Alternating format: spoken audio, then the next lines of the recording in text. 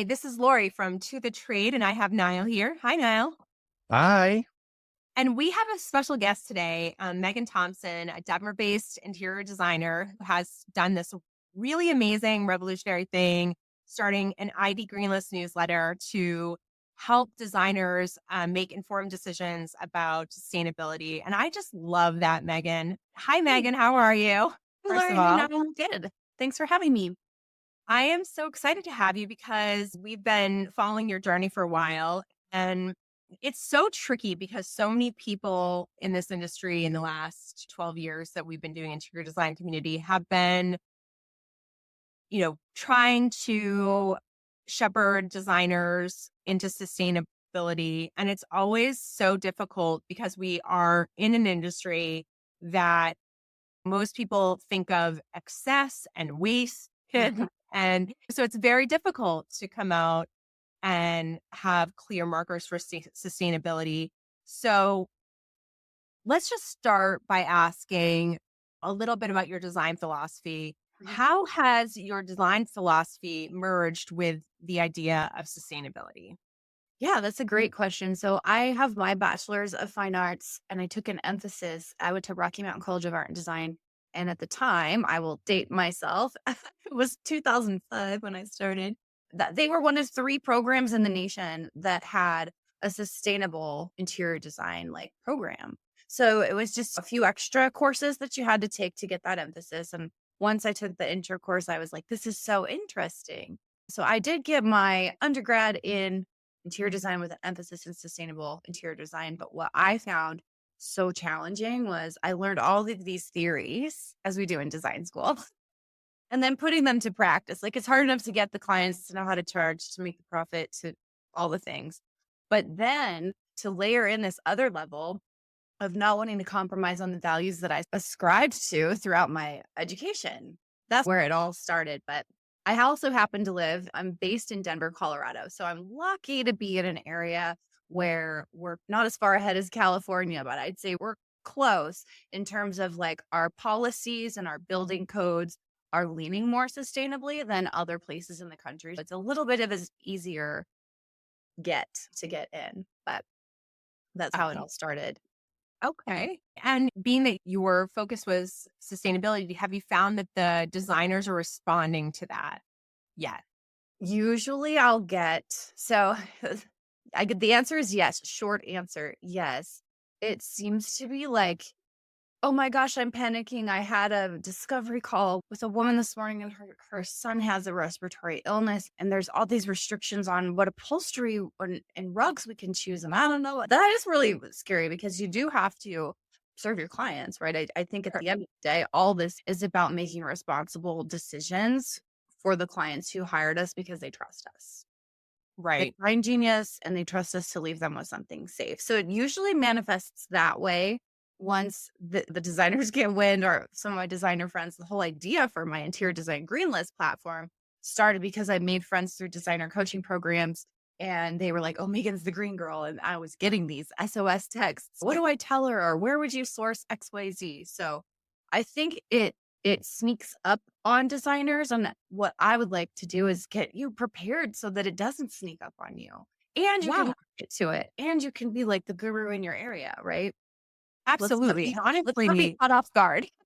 it's so smart, at least from the standpoint of understanding how to specify and get those integrators into your design program early because there's so many features that water filtration, air filtration, the kinds of paints you're using, that baseline things, and regardless of the furniture side of it are so important to clients now anyway. It's part of the smart home features that really should be part of any modern build today, right now. If you're doing that, you might as well, while you're building, include this stuff because it's available and it's not.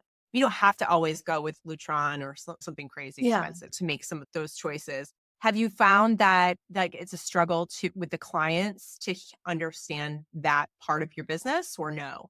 I when I started, actually, just my business turned 12 today. So when I Well, started my congratulations. yeah, Yeah, yeah, yeah. that was You're like 12 years welcome. That's ago. awesome. I was like, this is Of course. a serendipitous We're day to 12, have. we turned Yep. 12 That's last month. I know awesome. I So saw That's that. I was like, awesome. but yeah, I would say in the beginning, I was like really timid because of her. I'm like a newbie designer on my own anyway. So there's a little bit of that like imposter complex situation happening. Yeah. But I would Yep. I would say I like sneak it in and I wouldn't talk about it because I would be worried. And then I thought, you know what? No, I was going to redo my website anyway. So 5 or so years ago, I don't know, the time goes by, we changed our web contact form and I added a simple question. How important is sustainability to you on this project? And I wanted to know Ooh. what people would choose. So I did a drop down and one option was like, I don't care at all.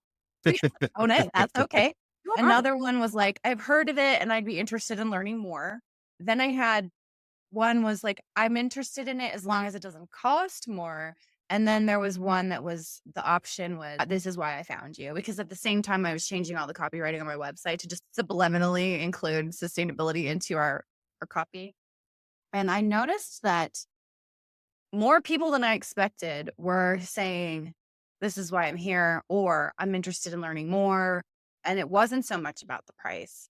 And then I'd get probably 40% still that were like, I don't care, just design my house. So knowing up front what the client is aware of and what they're after is really helpful. That doesn't mean that I'm not going to make healthy decisions for the clients that say they don't care. We're still going to do that because in my view, it's not serving them to put something toxic in their home. We just won't make it a topic. I'm watching the, LA fires Oh my gosh. right Yes. now, and I don't know, this Ugh, podcast might be a little few weeks later than that, for but sure. Mhm. that just happened.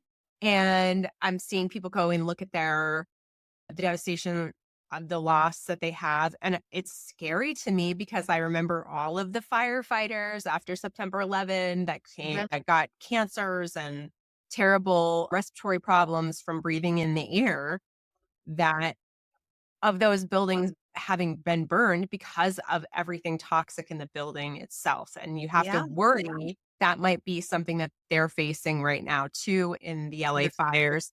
I 100%. know that we had a conversation, I want to say a couple of weeks ago with Doug Weinstein from Technology Designer Magazine. And he Oh, was saying that global searches for sustainability are now being drilled down to fire retardants they're getting a little bit more intelligent about the yeah. search instead of just saying sustainable, that people Like, are what is it searching. specific? Yeah. Yeah, well, like they're searching like air quality Mhm. control and air Mhm. filtrations and fire retardant materials and Yeah. things like that are getting to be more part of the search rather than just like a general green kind of Yeah, lead like search granola it. green, greeny weeny. Yeah, Yes. definitely.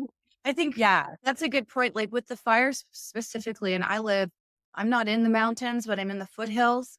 And it is possible we've had wildfires that not near what they're facing today in LA. But what some of the builders in my area are doing is just saying we do fireproof construction.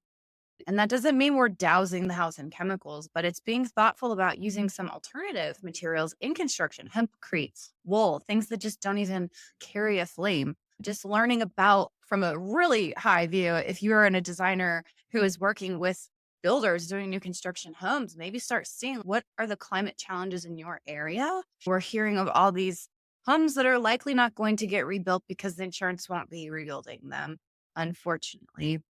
Is that also happening in hurricane prone areas, in floodplains? What are some of the measures that we need to know about as designers so that we can help protect our clients' homes better when we're designing them? Right. There Sure. was a house today. My husband does business development for my firm, and we've been reaching out to a lot of eco builders lately. And he said there's one house standing.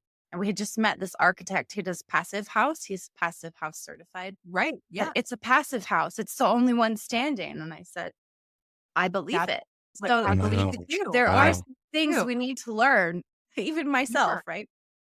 Yeah. And it's not just that first, obviously it can protect your home. It could be the only home standing, but it Mm. also, if you're in the area where the fire is near you, that air filtration system can help you keep your breathing safe, your lungs safe during the process of a fire and how long that can take and what the Right. impact is to your family. And that's like when I think about the designers and having to I hate the word sell, but like essentially sell to their client this technology. It's always, does it cost more, right?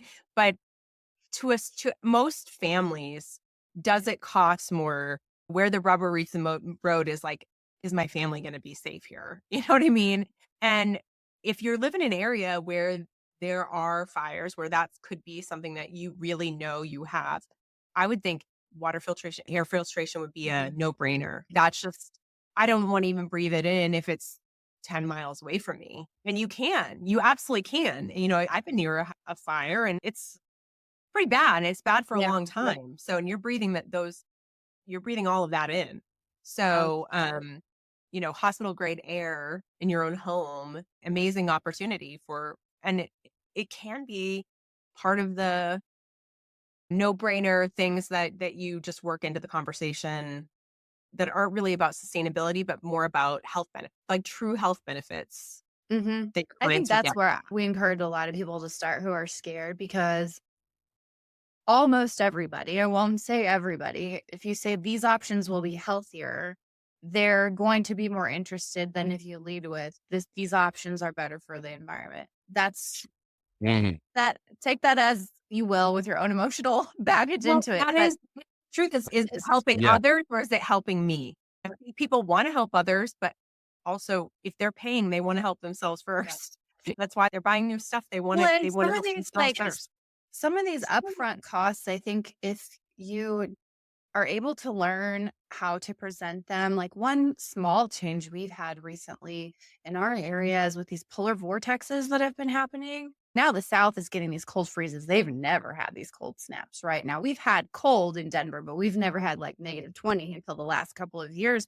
And the pipe bursts are like just causing so much damage. We have a client who had he remodeled her bathroom and then they went overseas for a vacation and then there was a pipe burst and we just finished redoing that. So now it's Whoa. okay. Some of the plumbing valve companies have made smart valves that can detect these things and will shut off the main line for you. Wow. Not only saving gallons of water when that happens, but saving all those materials from having to be another remodel. We've now wasted and it was brand new. That doesn't solve a fire problem, but there are a lot of smart integrations, like you've mentioned, Lori, that we really should be leaning toward. Now, is it $2,500 extra dollars to get this valve system in the remodel upfront? Yes. How much is a new bathroom going to cost you next winter? Yeah. Right. 40K, 50K, right? So just, I think being very frank, and it's always their choice, throw it in to the budget in the beginning. We're gonna make sure that we have protected your water valves. Put it in there Right. on your preliminary spreadsheet. They can always ask you to value engineer it out. But yeah, I think some of these things, that air filtration is a great idea as well. Yeah. What do you think that if I was going to say a harsh truth about the environmental impact that interior design has on the world, do you think that designers need be wary of that? Do you think that there are things that they could be doing that would benefit? Should that be part of their practice, really? Something Yeah, that just they some look at. harsh stats that I think are always like the jaw droppers. And I have my first CEU that I give as a free webinar. Metropolis magazine let everyone know a few years ago that 39% of world emissions come from the construction industry. Um, That's a tough one. it's That's a what tough we're skill to doing, right? swallow. Yeah. Then there's another stat out there: 9 million tons of furniture are thrown away to landfills every year. And I don't want to say Dang. I will say that my feeling on that part of it is that designers are not Yeah, fully in that category yeah, because the quality of the materials typically that designers are specifying are heirloom quality. You know what true. I mean?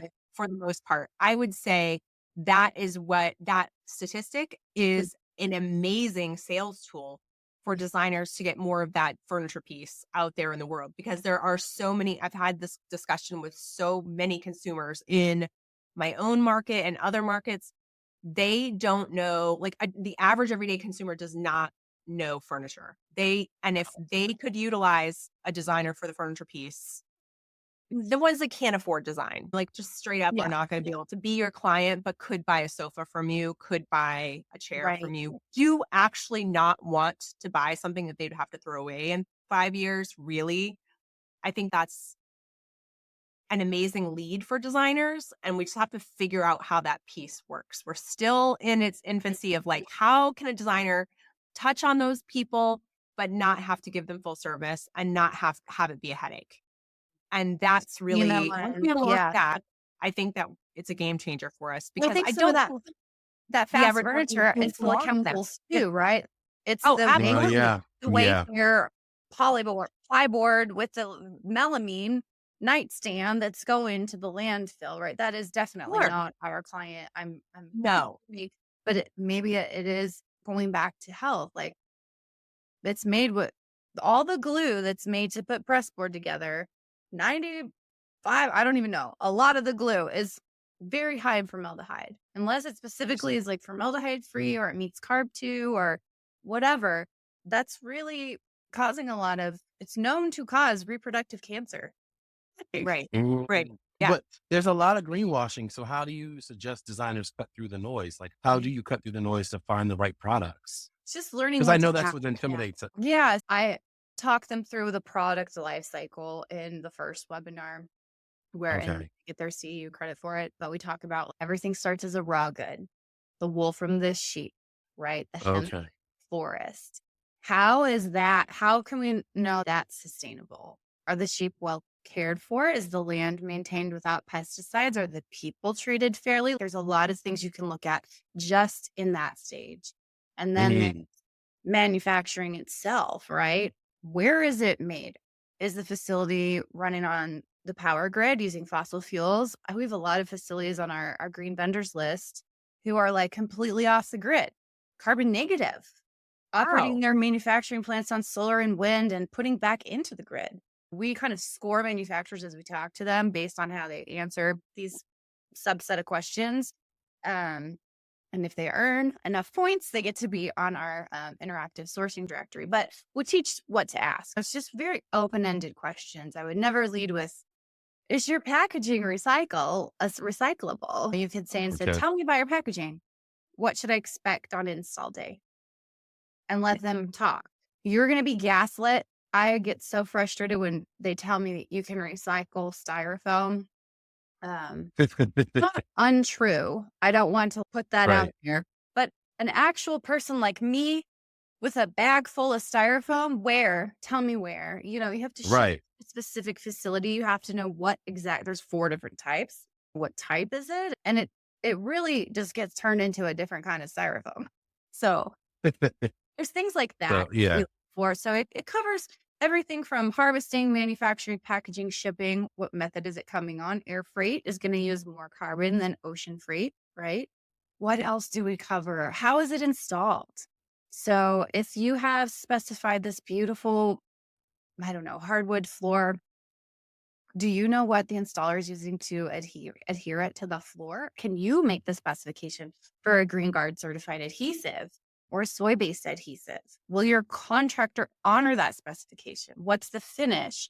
Sometimes I'll say, if you can find a hardwood flooring product that comes pre-finished and it's super safe and eco, it's got a wax instead of a poly on it, maybe finishing on site isn't the answer. Because if you can't trust your installers to honor sustainable finish applications, take it off the table. So there's a lot. That's a little bit. Yeah. It's a Yeah. little touch. Yeah. It is, but I like that you're thinking about all of the aspects that we should be considering, not just the materials itself, but the plant and the packaging and the installation. Those are all part of what we are doing also. Do you think that there has been more greenwashing or less in recent years? Are people getting honest about it? That's a subjective question. I would say the people who are like, yes, let me get you connected to so-and-so at our company, and they're saying all the things like we have wind power and we give back to our local community, and the waste from our plant goes down the street to the dog bed factory and they use it to make that to me is okay. They're like listing several out of the box thinking things that indicate they're headed in the right direction. Some companies will say we recycle the paper in our back office, and like the cardboard box is recyclable. Okay, well, that's my responsibility, right? On Right. install time. So it's 2025 today, right? So Yeah. if we're not recycling our office paper, that is not going to help us. Like, thank Right. you. Please keep recycling your office paper, but they don't get points for that. I think they're like answering the question like, oh, we're doing this. And I'm looking for, no, we have natural ventilation in our facility. We have skylights. We're getting off the grid. We have the goal to install solar panels. We're working with this energy program bigger than just what we were taught in the 90s about recycling. Sure. I mean, do you think Yeah, that the greenwashing, you got to know how dedicated they are. Some companies I just think they're not interested. And right. that's okay. There are some companies too, like just having been to High Point, coming to mind that they might not want to even answer our questions, but just knowing they're made in America, using American made hardwoods, there's some high quality and durability built into that. You can make a justification for that. You have to evaluate your client and your own moral compass on that too. Sure. Because there is that carbon footprint that we have Mhm. to consider too. And sometimes it's not just that they don't want to, it might be a smaller manufacturer that just doesn't have the bandwidth to do those kinds of Yeah. initiatives, We have Change, we have yeah. a tile company out of Colorado who there's like a methane problem near this river where there's a lot of mud. And they are removing the mud, which is alleviating the environmental problem. They're using it to make tiles. And their goal, I think by the end of this year, is to have the methane power the plant. They're a super Oh, small wow. company. They don't have the capacity probably yet to go for these third-party certifications for their product.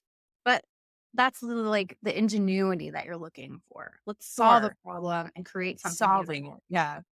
Mhm. That's great. Have you had a good response from the manufacturer side? Are they starting to try to figure out how they can be a little bit more sustainable?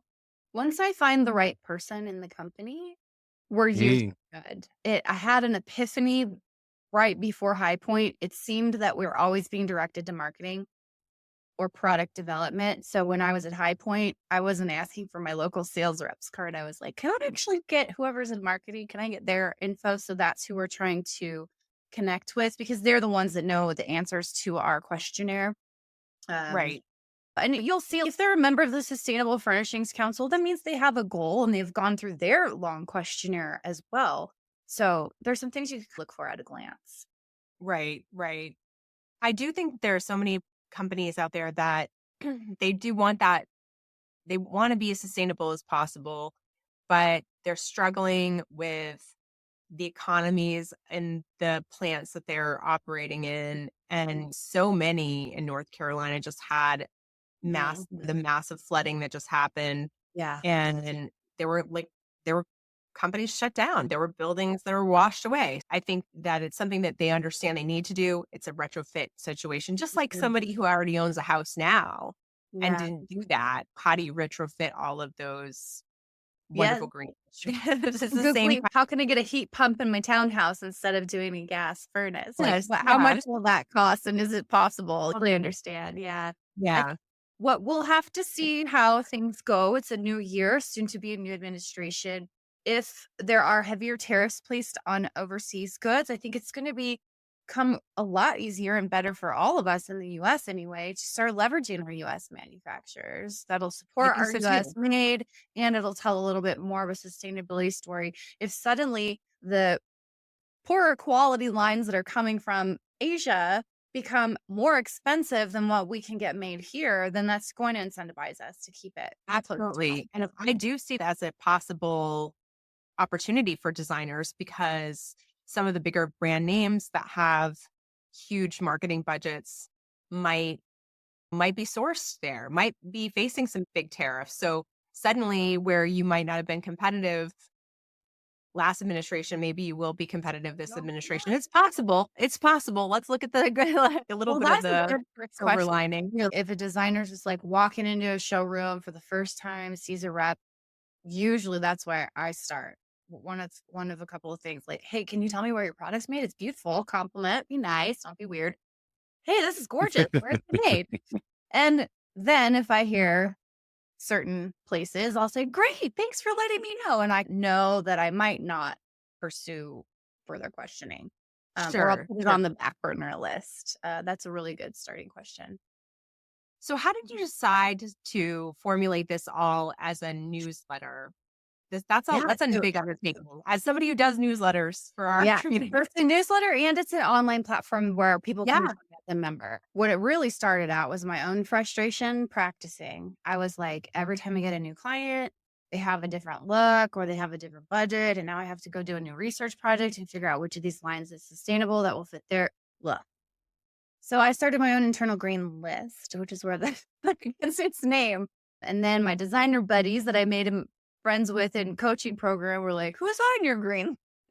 And then it turned into, okay, designers might want to become able to have access to this. And then I thought, okay, I cannot in good conscience just give out member access to the list. I can do that, but I want to teach you how to use it or how to at least understand why. So every company that we would have on our list, we have a profile page. It's all interactive. You can click on it. You can see their website. If they have any third-party certifications, it'll take you to that so you can read about what that is. If they're on Material Bank, we just talked with Studio Mine. If they're on there, we're going to put a link to there too. How can we buy it? Wonderful. Try Yeah. to make it really Wow. easy, everything in one place. But we'll say things like their sustainability successes, their certified zero waste company, their where is it shipping from? It's made in the USA. It ships out of California. They have no toxins in their finishes. We're telling you how they earned their way to have a page on our directory.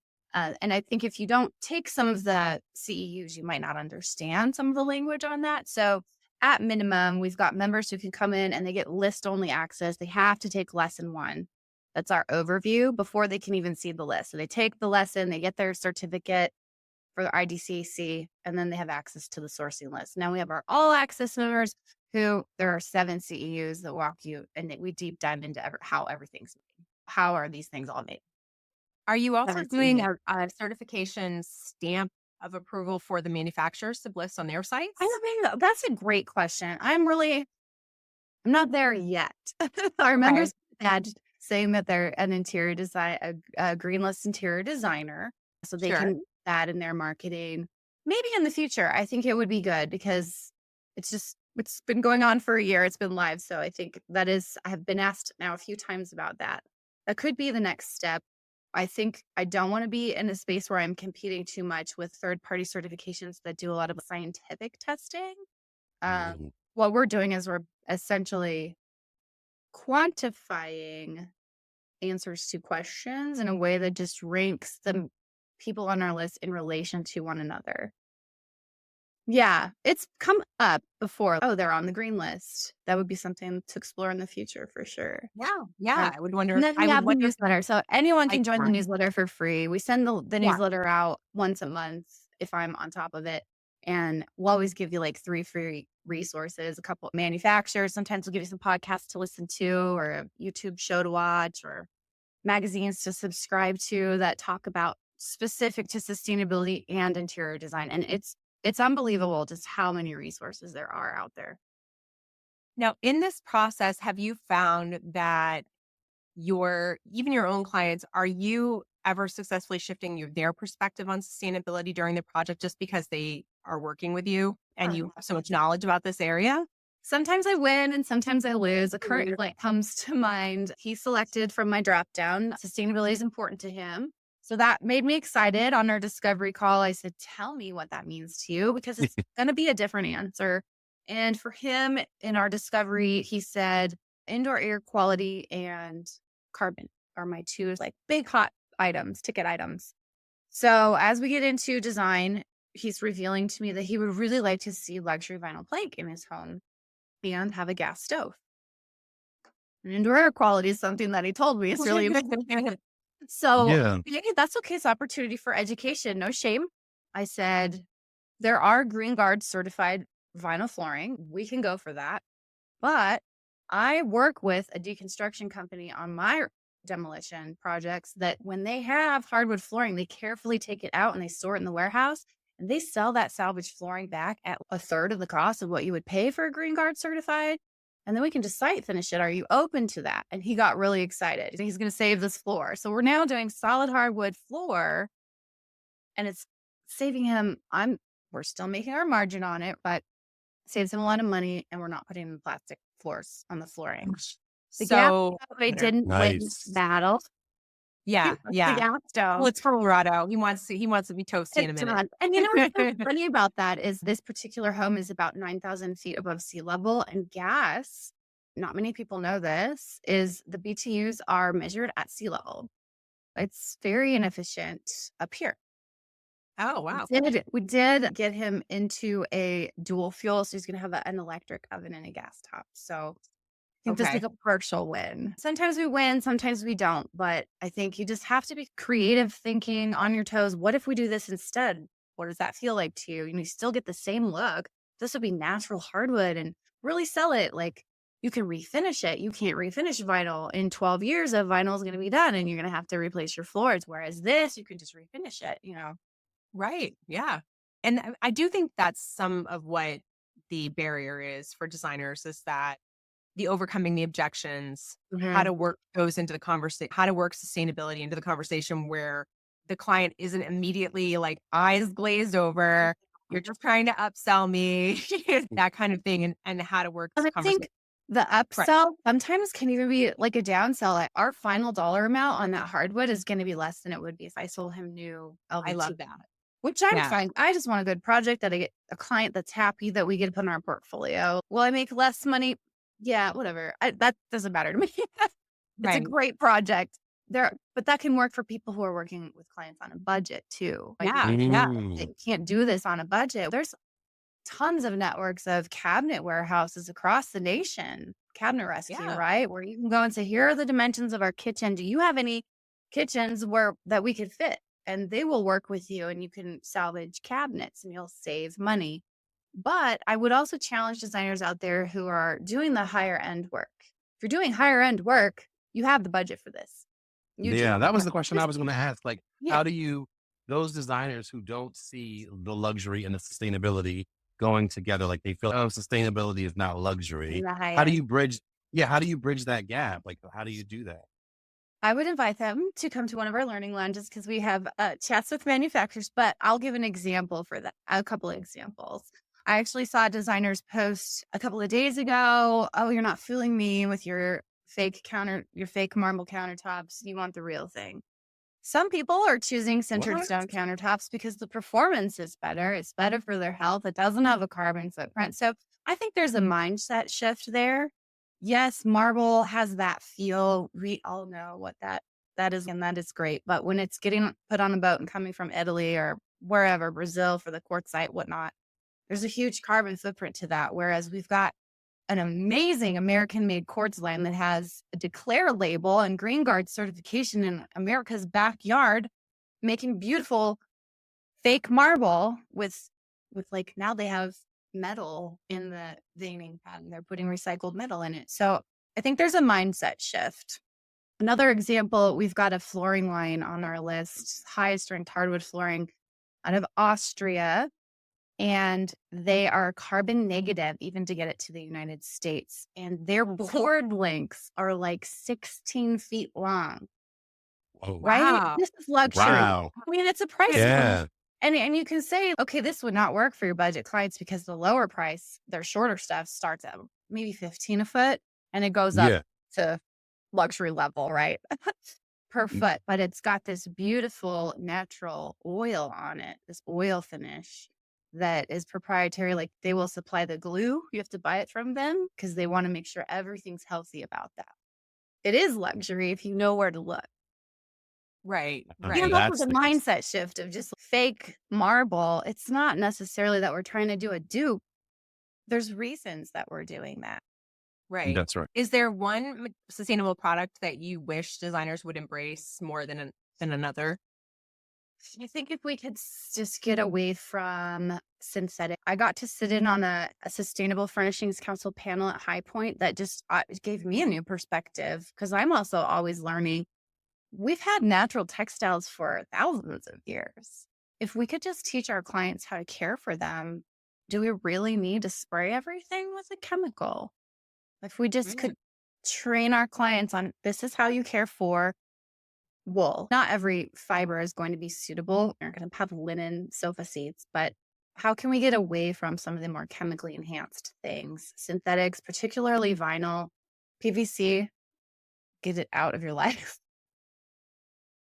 What do Uh, you think do you think that the industry is doing enough to address the environmental impact that we have, or do you think that we can do mm, better? There's some things we inherently can't fix. There's going to sure. be waste in design. Of People are course. ripping things out and putting things in. But do Mhm. you think that collectively as an industry, we're doing enough to address the overall environmental impact that we I'm place? seeing more resale groups coming up. Hey, I had extra yardage. Love Yes. that. When Yeah. I need to do area rugs, I go to my carpet fabricator in town. I just go in his back room. You would not believe the high end carpet scraps that you can make stair runners out of that are just going to go in the landfill if we don't buy them. So reuse groups, looking to local consignment stores, I think are another. But I think at the end of the day, this is going to be driven by policy changes, truly. Right. In the state of Colorado last year, they made it illegal for anyone to resell anything that has PFAS, Yep. hair and polyfluoroalkyl substances. Those are those forever chemicals that just never go away. They're very harmful. So now, because of that, one of the main manufacturers I lean on heavily for my lower price point projects, I talked to him. I said, "What's the performance finish going to be now?" And he said, "We're using animal fats for that." Oh, wow. Now, while my vegan members don't love to hear that, Yeah. it's a different solution, but it's okay. It's an oil base coming from animal fats and some of them. So just really, I think policy changes like the PFAS bans or building code changes are going to Wow. be, Okay. are there. It depends where you live too. And so much of this is a learning curve too. Have you ever Yeah. regretted a material or process in a project where you learned of the environmental impact later? Is it something that sometimes you get a gotcha moment? You're like, oh, that wasn't as environmentally safe as I thought it was. No? Yeah. I think that the Green Guard certification on the vinyl flooring is a conundrum for me because while on one hand, we're going to hit those like being points and indoor air quality for people with health concerns. Yes, it's safer for your babies and your pets to roll around on. It is still plastic at the end of the day, and it will Mhm. not decompose for 5,000 years, Right. and it Right. ends up in the landfill. So it's hard. You have to make, I think the best thing you can do is just make the best decision for your client for that scenario, for budget, for that case, and do the best you can with what information you have. But yeah, I've looked back and said, man, I think we're going to stop with the luxury vinyl plank. You do. Yeah. Okay. Yeah. For me. And that's like, I was And that's encouraged. okay. Designers like, Everyone has that line, right? And I think that's okay to say that yeah. we're all learning for sure. Do you think that what would you say to the designer who says that even learning about sustainability is just too complicated? I don't want to think because I think that's what Niall, would you agree that might be something not necessarily they would tell you out loud, Yeah. but Yeah, because like I'm sitting here, I'll just be honest. I'm sitting here thinking like I'm in the process of doing my own kitchen, and you were like quartzite, and I was like, I just picked out quartzite, and then you were like vinyl, and I was Not like, the oh, shame. Yeah. no, literally, I was like, I'm gonna put a vinyl wall covering in the breakfast nook. So I'm literally like rethinking my Like, oh choices, and I no. have no clue what. And it's hard because I don't know what. So what do you go to for scrubbable walls? What do you go to for a surface? And so I think, Lori, you're right. It's almost like where do you turn? Like what are the other alternatives? And so you almost, I just give up. I would say, yeah, yeah, don't discount yourself for that vinyl wall covering. Go check and see if it's PVC free. At least it's better than if it isn't PVC free, right? I've done That's right. bathrooms where we've got beautiful wall covering and it's a vinyl wall covering, it's PVC free. Start just making small reductions. So that's yeah, and that was a question I was going to ask you. What is like something like somebody could do, like baby steps? What's one thing you would say, hey, try to do this on every project, or look at this? Yeah, Crawl before yesterday. you walk. Yeah. We had a webinar yesterday and the same question. Megan, give me some examples. You say to just pick one thing. And I said, okay, call your receiver and ask if they recycle the boxes. Ooh, Oh, that's a that's good so one. If they good. don't, That's one. I love that one. then why That's not? And if Oh, they're that's willing really good. to, is there a little upcharge? Is it going to cost you $30 extra for a dump run to the recycling plant? You can swing that, right? You can build that in. That's If they're not going to do it because it's just whatever, call some other receivers, find a new one. I think at bare minimum, why are we sending stuff to the landfill that doesn't need to be going there? so good. That's Yeah. that's really good. So Yep. that's super small. It's micro scale. Or the next thing you could do is just set a boundary. Like we're eliminating PVC. We're eliminating polyester, whatever it might be. And there's also a flip side to that too, because even if you're on some lower budget, there's some like rug companies that have recycled PET carpets now. Yeah. Yeah. And it's like, that's kind of cool because we're keeping it out of the landfill. You need to ask your client, are you okay with a recycled plastic bottle flooring? And if they're okay with it, that's fine. Set some little boundaries. Like for me, last year, it was like, we're not doing vinyl flooring anymore. This year, my goal is to source at least 2 furniture pieces from vintage or consignment on every project that includes furniture. Just 2. Nice. I need to do the whole room. Maybe then next year we make it 3. I don't think we can subscribe ourselves to making 10,000 changes all in one year. But if we can do Right. like this for a quarter and then next quarter we add this and then we add one more thing and we get good at it, then eventually we're doing enough. Well, or yeah. more. Yeah. That makes I sense. think Yeah. I think that does make sense too. And it feels like it's achievable for a designer because it's just Yes. overwhelming sometimes. It's hard enough to find the right product. Mhm. Yeah. Never mind the Yeah. right product that's also Yeah. sustainable. Sustainable. So, Yeah. Yeah. it's just sometimes it's just that. And I think that every designer really does care. I mean, you Oh, see all yeah. the waste we have. It's not like they don't care. It's just that feeling of I care, but I already am stretched so thin. I don't have Right. Like, time. where do we have the time? I've And had that's to be why more. Yeah. I made my classes, my CEUs, like anywhere, any device, anytime. So I have a designer who was like traveling a lot. She was every time. I know when she's flying because she takes the lessons when she's on the plane. And I think it's great. I'll get a little email every time someone passes a user so-and-so has passed quiz number 3. And I'm like, yay, good for her. If you can curl up on the couch, I wanted them to be small, digestible. The longest one is 1 hour, but most of them are 30 minutes each. Just learn what you can, absorb what you can, and do the best you can. And also give yourself grace that if it's new for you, it's okay. But don't just close your eyes and pretend it's not happening either. Yeah. I think that's the key. Do you think that is there an easy way that clients can identify greenwashing products in marketing? Is there With something that you look for? Yeah. The greenwashing is going to be hard. There's so many third-party labels now. Right? I know. And that's the tricky I did a part. whole hour course on it, and then I found 6 more as I was sourcing the other day. I'm like, what are these? Changed my course. So it's fine. We're going to just have a directory for that. But really understanding, I think, if you're seeing a third-party certification, or a label, is a third party, meaning an independent community or resource is testing everyone to the same standard, or did that company make up their own certification? I found a Right. company that has wood furniture. I think it's imported, and they have this label, but I read into it a little bit more, and it turns out they created that label. I'm not saying it's not green, but I'm like, sure. So I made up a product, and then I made up a logo to put on it that has the color green, and I'm calling it. Yeah. Yeah. Yeah. And that's tricky. That's where I feel like that level of research that the designer is just, that's when they start to go, oh, I give up. I give up. And that's I why don't- I was so frustrated because Yeah. if I go to the Sustainable Furnishings Council, which was always like my first go-to, because they're great.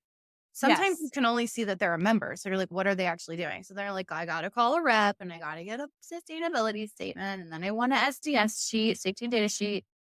So that's where I'm like, we're going to take all of this and just put it on one page for every manufacturer because Right. we do not have time. Today, I'm Mm, sourcing carpet. I click on my carpet list. I look, I see who's the highest ranked. I click on it. Do I like their stuff? No, maybe I'll go to the next one down. Oh, okay, I like their stuff. Where can I sample it? Oh, cool. It's on Material Bank. Great. I'm going to order some memos. Like, we do not have time No, no. for that. Yeah, absolutely.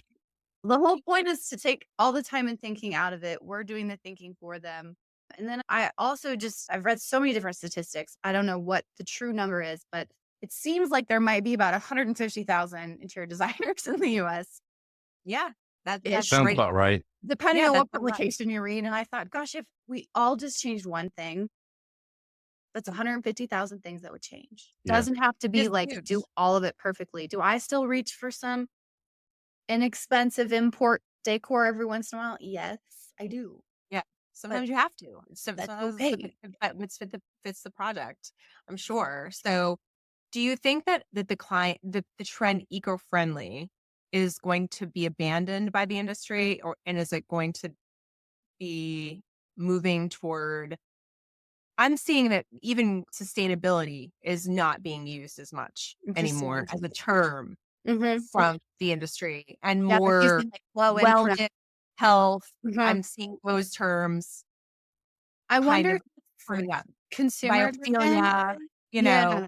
scientific type health terms instead of sustainability. I think there are a lot of avenues you can take down sustainability, so perhaps sustainability is too broad, which maybe that's why we're seeing more of this, "Okay, I'm into low waste. I'm into low carbon. I'm into wellness and healthful selections." I hope it doesn't go away. I hope it's not a trend. I believe designers lead this industry, right? We're the trendsetters. If we are the ones putting pressure on our vendors and we're voting with our dollar and we're supporting the lines that are more sustainable, that just encourages them to further produce and develop those lines. That's true. So That's all we that's can do true. is support, vote with your dollar, and just ask the questions. Tell me how stuff's made. Is it non-toxic? Is it healthy? Look at that question you put in your inquiry Yeah. too. You're saying that you're not really getting as many. What percentage would you say are asking for sustainable design first? At first, And yeah, it and was we different don't at give up. first. Yeah, I would say it was different at first, but after a couple of years of having it up there and then now many years, I've actually just changed it to a yes and no now, I think. I'm like, oh, Right. like I was field testing it. You'd be surprised how I would say 50% at first and then maybe 70%. I also happen to live in an area that's probably a little bit more conscious about those things. But think about this, like your wealthy clients are buying organic clothing, they're shopping organic food, they don't want pesticides on their food. It's the same thing. If they're willing to pay a premium for high quality organic produce, why are they not willing to do the same for formaldehyde free cabinetry? Right. Yeah. Yeah. I would Like, think that they would be. I think they're the same client. I They mean, have, if they're yeah, shopping at Whole Foods, yeah. Yeah. they probably do care that there's chemicals in their sofa or in their cabinetry. What has been your proudest moment while you've been challenging this? It was really special to get to be on a panel at KBIS last year. That was like at Oh, the same time I was launching. So that felt really exciting. And then getting members, we had 20 founding members join last year. And then I had to close foundership because I was only running that as a deal for a little while. And then continuing to get members after we closed for foundership. So no, that's every time I see a wonderful. new member pop in, I love it. Honestly, my proudest moments are when people say, wow, I didn't know this before. Thank you. Like if I could Aw, just get you to call your receiver today, right? or Yeah. maybe stop selling the vinyl flooring or whatever it is for you. Put that beautiful quartzite in your kitchen aisle. It's gonna be fine. But then just think about it. I feel a lot of designers you think that you're either in the club or you're not in the club, and there's got to be a bridge to get you in. And I would love to be able to be that bridge to get you in. Right, That's There's, right. that's really good too. Yeah. you Let know, people know that. Yeah. Yes, because Yeah. I think small incremental changes are healthy changes. Those are long lasting changes because if we're just trying to go all in, it's just like a diet, right? We go all in, we're really restrictive. Yeah. And we're like, this is too hard. I can't do it anymore. And we give up. It's those little changes that can make a huge difference. Do you plan on this being an amazing legacy for you to have to build this into something really magnificent for the interior design industry? Because I think it's really wonderful what you're doing. I hope so. Yeah. Yes. So our first course has 7 lessons that cover product, like how the product's made. I'd like to have another course. I'm still field testing ideas for topics there. Like I want to keep adding to the continuing education aspect. Having IDCC is really important to me because it's important to designers. It just legitimizes it a little bit. But the vendor list, every quarter we publish a new list. And I'm like, holy, hey, we got 15 more this quarter. So we have about 160 manufacturers on the list now. And Wow. I don't need it to be a big list. I need it to be an honest list. But I think we're really finding how excited people are to tell us what they're doing. And that to me is really encouraging. It is really encouraging. Do you envision that the list will have more plans for expansion into overseas products, into So yeah, it's a hard one. Like I've learned a lot about manufacturing in the European Union through this. A lot of our products that are manufactured in Europe are just like so well manufactured. It's just getting them here that's the only conundrum. So the way that our scoring ranking system works is based on how they transport things to the US. But that could definitely be modified if there were designers in other countries that were like, why? you're absolutely, I'm We telling you did. that Yeah. you Like really where are. it's made. So you could just give it extra points if it's made in your area. So there's that. And there's other resources that we are working on this year. I'd like to have a list of resources for designers by each state. So, hey, I'm in Oregon. I need to find a deconstruction contractor. I need to find a vintage reseller that works with designers. I'm looking for eco-friendly builders to partner with. I want to have, that's something we're working on. Where are the thrift stores I can shop, consignment shop? So I think that's really what is going to become paramount in this next decade is leaning on resourcing what already exists. Yes. And I think that thrift store idea is really great for designers to be able to have access so they can list some of the products that they are pulling out of jobs and pulling Yeah. out of, like I know so many designers who have to keep the products that the client won't take. Here's your way to offset some of that is just to get it out of there and get someone else Facebook using it. groups, Tons share of it. stuff. Yeah. Yeah. Absolutely. Thank you so much for sharing your insight. And I will make sure that we have a link to the ID Greenlist on this podcast and on our little blog about you, because we really want more people to have access to it. And it is free, right? So anyone can sign up for it right now. Newsletter is free. Yeah, the newsletter is free. And you There's can become a member. How much is membership too? Just so we know. full access membership, $7.99 for the year. And we do coaching every other month. So this month we're doing green goal setting. So we're going to actually workshop. And then there's a bunch of other benefits. We have like a Facebook group. We have all the things. And then you get access to all the courses are courses. so good too. So And then like list great. access, I think is $4.99 and you get lesson 1 in the list. And there's options to pay monthly. If swallowing that as one whole payment is too hard, you can just check out monthly too. Because that was another thing. I really do take feedback from designers seriously. Like this shouldn't be a burden. I don't want it to be a burden. I want it to be an enhancement to your business that ends up having ROI at the end. Right. And it's constantly being improved. So it's once you're getting it, you're in at this price and then you've got access to it forever. Right. And our learning lounges, we do our learning lounges every other quarter or every other month. And those are free. So we'll have manufacturers like Fire Clay Tile. We'll have just to talk to us about their green products. Fire Clay is just coming up this year. That's why I'm mentioning it. It's not an ad for them. But the companies that have really high scores, we're trying to get them on to interview, and any designer can come to those. I love that. I love that. Thank you so much, Megan. This has been so wonderful. I really appreciate it. And I really hope you come back and visit us soon. I will. Bye, everyone. Bye. Bye.